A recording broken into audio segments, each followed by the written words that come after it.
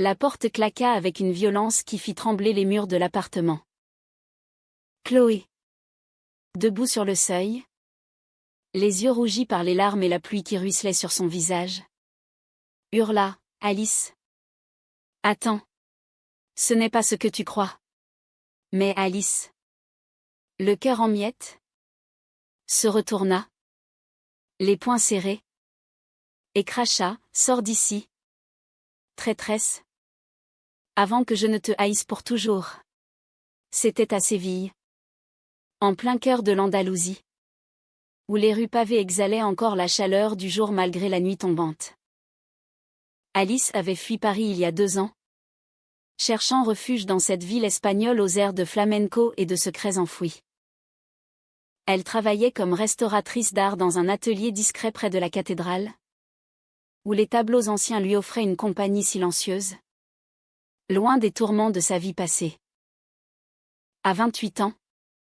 Avec ses cheveux noirs cascadant sur ses épaules et son regard sombre hérité de ses origines méditerranéennes. Alice portait en elle une mélancolie qui attirait les âmes perdues comme un aimant. Chloé. Elle. Était arrivée à Séville par hasard.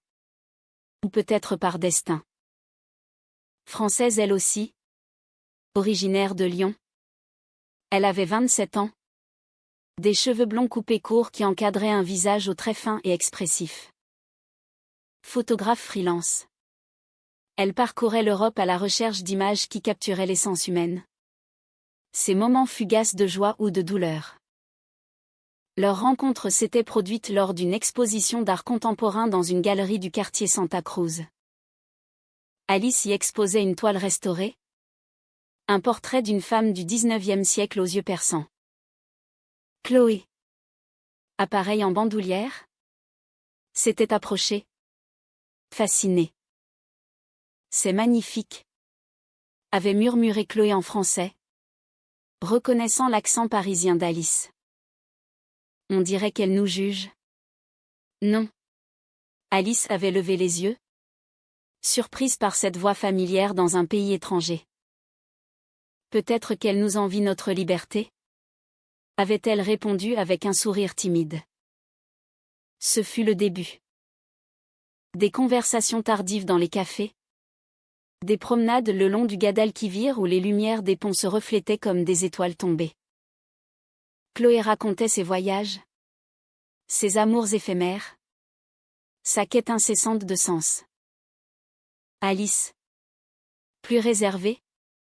Partageait ses blessures. Une enfance marquée par l'absence d'un père. Une rupture amoureuse qui l'avait poussée à quitter la France. Elle se découvrait. Couche par couche. Comme on épluche un oignon. Avec des rires et des silences complices. Mais la haine naquit d'un malentendu. Ou plutôt d'une ombre du passé. Un soir.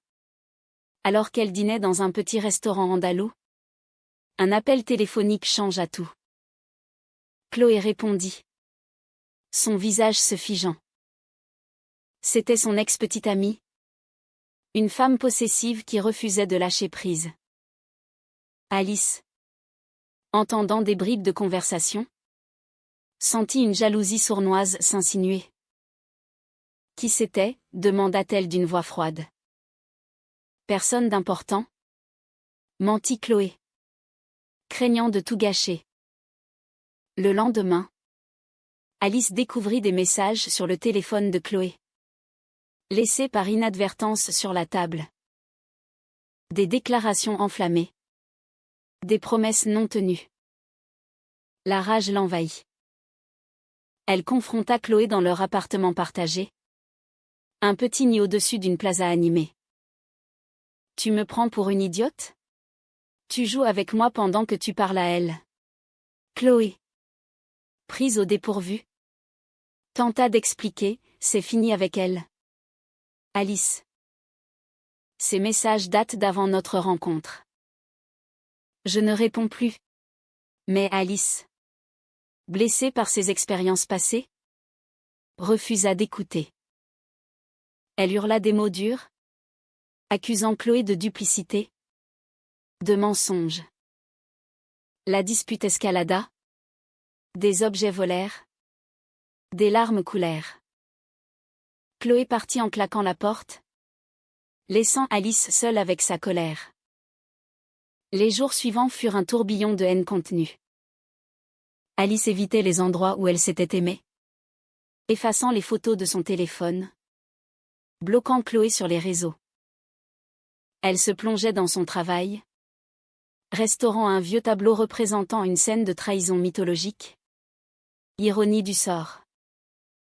Chloé, de son côté, errait dans Séville, photographiant des visages anonymes pour oublier le sien. Pourtant, au fond d'elle, Alice sentait un vide grandir. La haine n'était qu'un masque pour la peur. La peur de s'ouvrir à nouveau. Un soir, seule sur son balcon, elle murmura pour elle-même, « Pourquoi ai-je si mal ?» Chloé, quant à elle, regrettait son silence. Elle avait fui ses propres démons. Mais maintenant, elle réalisait que Alice était devenue son ancre.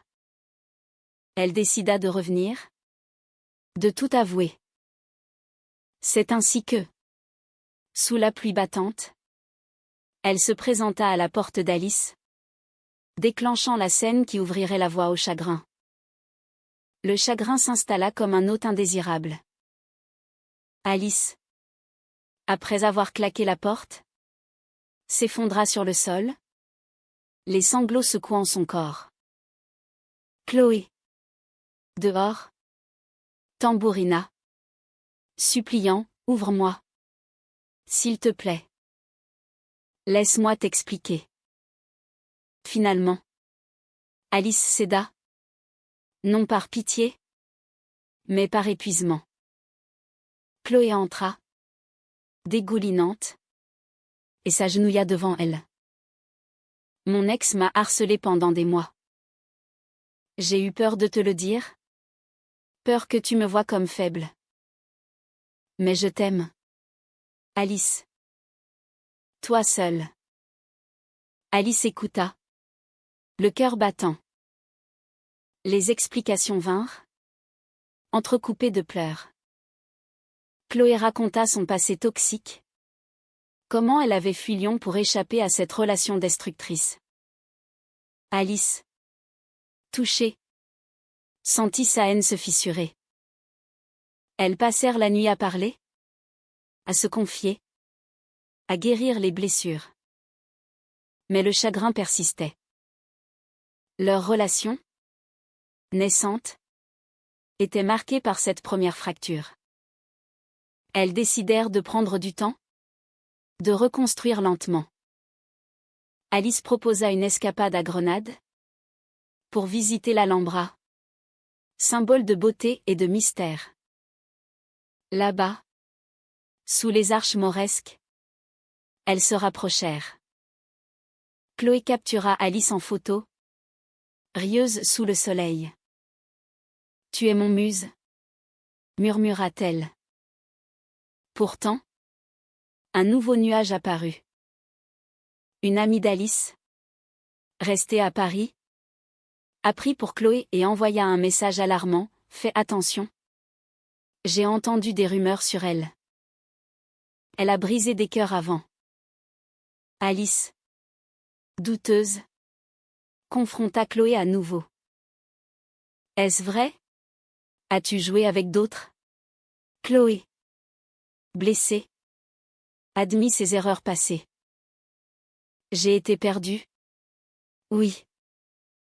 Mais avec toi, c'est différent. » Le chagrin s'approfondit, teinté de doute. Elles rentrèrent à Séville, leur lien fragile. Le doute s'insinua comme un poison lent, transformant leurs moments tendres en interrogations muettes. Alice, de retour à Séville, reprenait son travail à l'atelier, mais ses mains tremblaient sur les pinceaux. Chloé, sentant la distance, multipliait les gestes d'affection, des fleurs cueillies dans les jardins de l'Alcazar, des dîners improvisés avec du vin espagnol. Pourtant, Chaque regard croisé portait l'ombre du passé. Un après-midi. Alors qu'elle marchait dans le barrio Santa Cruz, Alice s'arrêta net. Chloé. Je ne sais plus si je peux te faire confiance. Ces rumeurs. Chloé s'immobilisa, les yeux emplis de tristesse. Quelle rumeur? Dis-moi tout. Alice avoua le message de son amie. Chloé. Pâle. Expliqua, c'était une phase de ma vie où je fuyais l'engagement. Mais j'ai changé. Pour toi. Elles s'assirent sur un banc, sous un oranger en fleurs. Chloé prit la main d'Alice. Laisse-moi te prouver mon amour. Allons à Madrid. Juste nous deux. Un nouveau départ. Alice accepta, espérant que le voyage effacerait les doutes. À Madrid, elles explorèrent le Prado, admirant les toiles de Goya et Velázquez. Chloé photographiait Alice devant les chefs-d'œuvre, capturant son sourire timide. Le soir, dans une chambre d'hôtel surplombant la Gran Via, elles s'aimèrent avec une passion renouvelée, leurs corps entrelacés comme pour sceller un pacte. Mais le destin, capricieux, introduisit un nouveau personnage, Sofia, une artiste espagnole que Chloé avait connue lors d'un précédent voyage. Elles se croisèrent par hasard dans un bar. Sofia, charismatique avec ses cheveux roux et son rire contagieux, salua Chloé chaleureusement. Alice observa. Une pointe de jalousie naissant. Une vieille amie, assura Chloé. Pourtant, Sofia invita Chloé à une exposition, et celle-ci accepta sans consulter Alice. Le soir venu, Alice resta seule à l'hôtel, imaginant le pire. Quand Chloé rentra tard, parfumée d'alcool et de rire, Alice explosa. Tu me laisses pour elle? C'est ça. Ton amour? Chloé. Surprise. Tenta de calmer la tempête. C'était innocent. Juste des amis artistes. La dispute fut violente. Des mots acérés volèrent. Alice accusa Chloé de flirter. De ne pas avoir changé. Chloé. En larmes, quitta la chambre, errant dans les rues de Madrid jusqu'à l'aube. Le lendemain, elles rentrèrent à Séville en silence. Le chagrin s'était mué en une douleur lancinante. Alice se referma, passant des nuits blanches à questionner leur relation. Chloé, de son côté, écrivit des lettres qu'elle n'envoya pas, exprimant son amour et ses regrets. Puis vint la trahison, inattendue et cruelle. Alice, cherchant du réconfort, contacta son amie parisienne pour plus de détails sur les rumeurs. Celle-ci révéla, Chloé a eu une liaison avec Sofia il y a 1 an. Elles étaient amantes. Le monde d'Alice s'effondra. Elle confronta Chloé dans leur appartement, brandissant son téléphone comme une preuve. Tu m'as menti. Sofia n'est pas juste une amie. Chloé. Acculée. Avoua, c'était avant toi. Une brève histoire. Sans importance. Je ne voulais pas te blesser. Mais pour Alice, c'était la trahison ultime. Elle hurla, sors. Je ne veux plus te voir. Chloé partit, emportant ses affaires, laissant Alice brisée. Les jours suivants furent un abîme de chagrin. Alice errait dans Séville, hantée par les souvenirs. Elle visita seule l'Alhambra, où elles avaient ri, et pleura sous les voûtes. Chloé, installée dans un hôtel bon marché, noya son désespoir dans le travail. Elle photographiait des scènes de rue, capturant la solitude des passants. Un soir, elle envoya un message à Alice, « Je t'aime toujours. Pardonne-moi. » Alice ne répondit pas. Mais le message raviva la flamme. Elle réalisait que la trahison n'était pas intentionnelle, mais un reliquat du passé. Pourtant, l'orgueil l'empêchait de céder. Le Hotrao approchait. Lors d'une fête andalouse, la feria de Abril, Alice se rendit seule, espérant oublier. Vêtue d'une robe flamenco, elle dansa parmi la foule. Soudain, elle aperçut Chloé. De l'autre côté de la plaza, appareil en main. Leurs regards se croisèrent. Un feu électrique. Chloé s'approcha, hésitante. Alice. Mais avant qu'elle ne parle, Sophia apparut, embrassant Chloé sur la joue. Alice, voyant rouge, tourna les talons. Chloé la poursuivit, « Attends. Ce n'est rien. » La poursuite à travers les rues animées fut chaotique. Alice courait, les larmes aux yeux, Chloé derrière elle. Elles s'arrêtèrent enfin près du fleuve, essoufflées. « Pourquoi me fais-tu ça ?» sanglota Alice. Chloé. À genoux, je n'aime que toi. Sophia est du passé. Crois-moi. C'est alors que la vérité éclata. Chloé avoua tout, sa peur de l'engagement, ses erreurs, mais aussi son amour profond pour Alice. Elles pleurèrent ensemble, libérant le chagrin accumulé. De retour à l'appartement, elles parlèrent jusqu'au matin. Alice pardonna. Non sans condition. Nous devons être honnêtes. Toujours. Leur relation renaquit. Plus forte. Elles décidèrent de voyager ensemble. De Séville à Barcelone. Explorant l'Espagne comme un nouveau chapitre. Pourtant, un ultime test les attendait. La famille d'Alice, conservatrice, a pris pour leur liaison. Sa mère, depuis Paris, appela, c'est contre nature. Revient à la maison.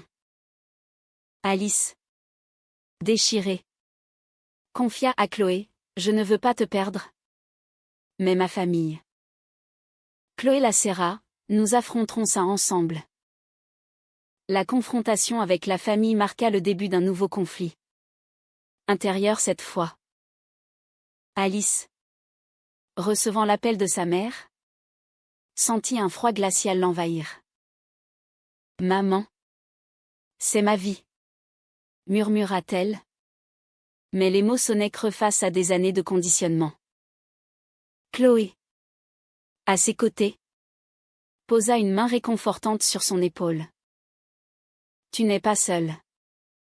Elles décidèrent d'affronter le problème de front. Alice écrivit une lettre à sa famille, expliquant son amour pour Chloé, demandant compréhension. La réponse fut brutale, un silence, puis un ultimatum. Si tu persistes, ne reviens pas. Le chagrin revint, plus profond, mêlé à la colère. Alice pleura des nuits entières, questionnant son identité. Chloé, patiente, la soutenait, racontant sa propre coming out difficile à Lyon, où ses parents avaient fini par accepter. Le temps guérit, assurait-elle. Pour distraire Alice, Chloé organisa un voyage à la Costa Brava, près de Barcelone. Là, sur les plages rocheuses, elles se baignèrent nues à l'aube, riant comme des enfants. Chloé captura des photos intimes, symboles de leur liberté. Mais la trahison ressurgit sous une forme inattendue.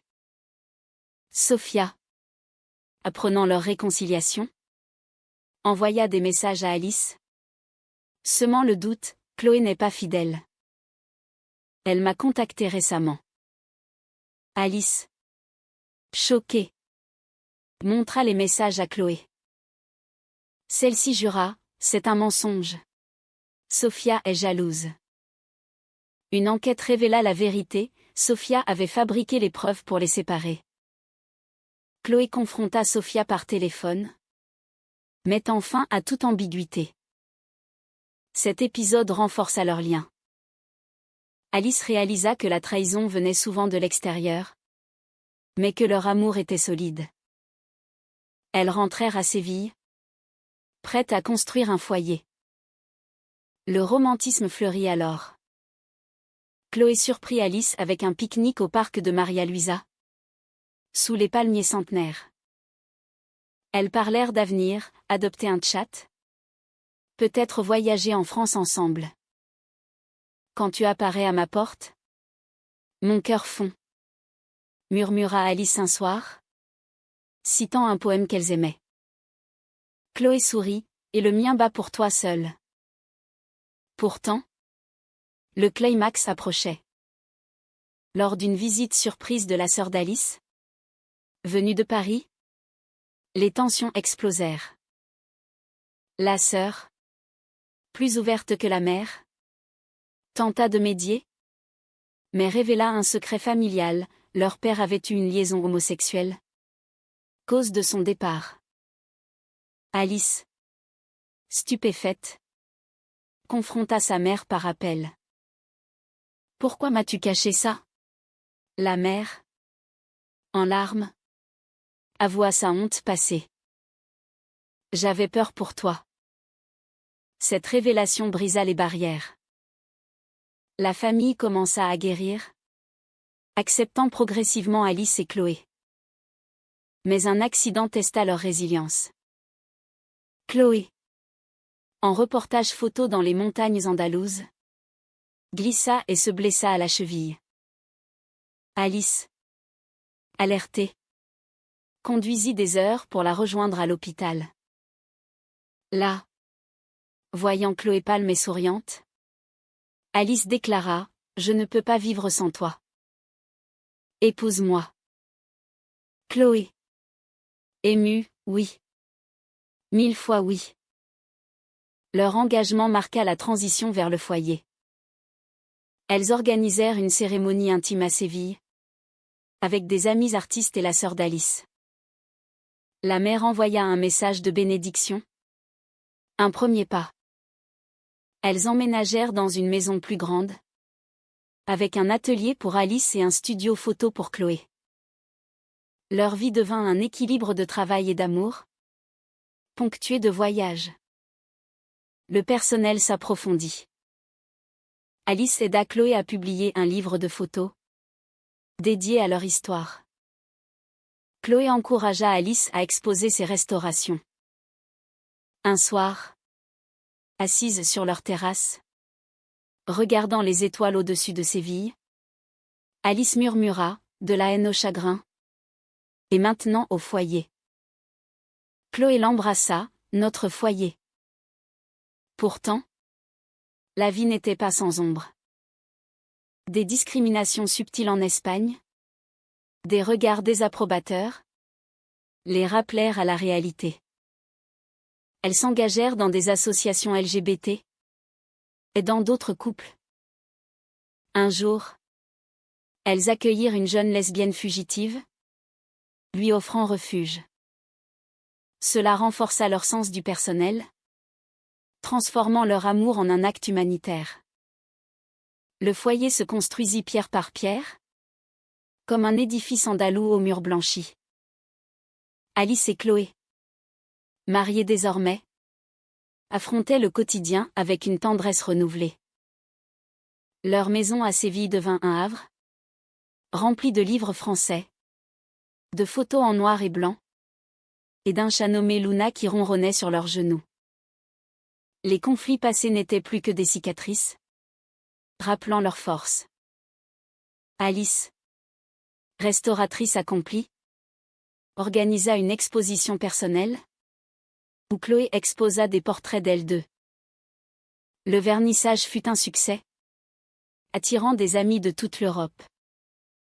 Pourtant, un dernier défi surgit, la mère d'Alice décida de visiter. Âgée et fragile, elle arriva un matin d'automne, bagage en main. « Je veux comprendre », dit-elle simplement. Les jours suivants furent tendus mais émouvants.